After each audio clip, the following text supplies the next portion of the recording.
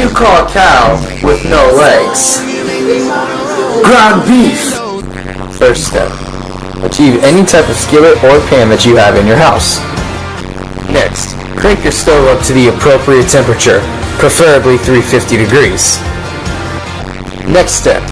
Retrieve your own ground beef, 100% pure, no additives. Fifth step.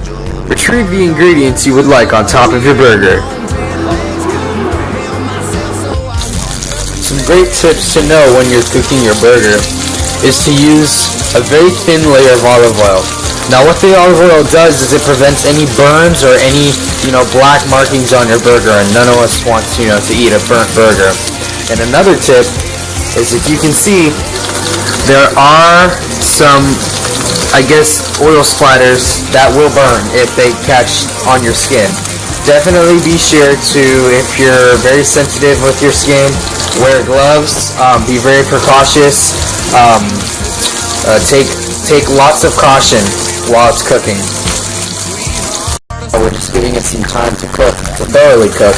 Make sure that before you're done with the finished product, that you cut a very, very, very small incision into the middle of the burger, so that way you can see, what the color you want it to be. You want it to be rare or medium rare or done or well done. Just make a small cut in the middle or even on the sides to make sure if you want it bloody or not. Something you can do while it's just kind of sitting is you can kind of just let the juice go around itself and just kind of let the burger soak all that juice in, because that's what gives it a lot of flavor. And if you don't think your heat is intense enough, try and raise it. I keep mine on a low heat.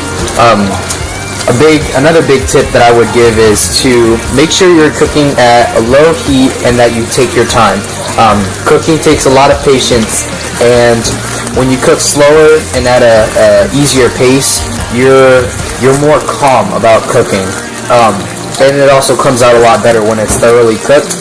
When it cooks fast, it's a lot easier for you to burn your food. It's a lot easier for something to go wrong. So make sure you cook it slow and thorough.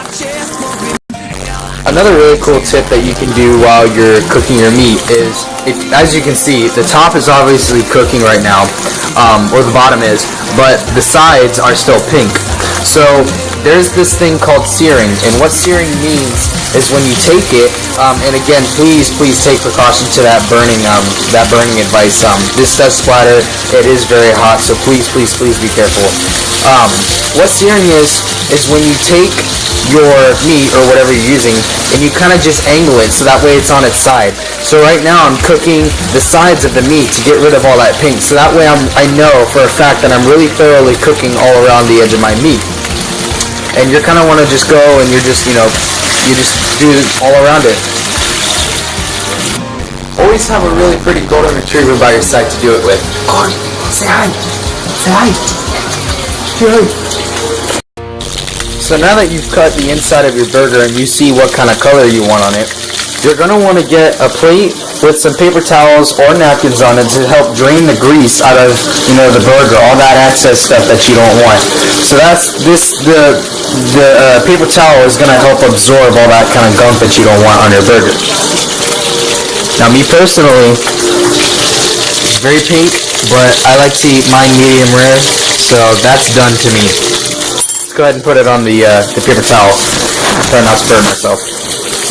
And I just realized that we don't have any buns, so I'm gonna have to use wheat bread as a replacement. But guys, just to recap, remember, get your skillet, put the stove to at least 350 degrees, get some meat, gather your ingredients, season to taste, begin to cook, season appropriately, and then you have your end result. Again, take caution. It can splatter, it will burn, and it will hurt. So please do be careful and enjoy.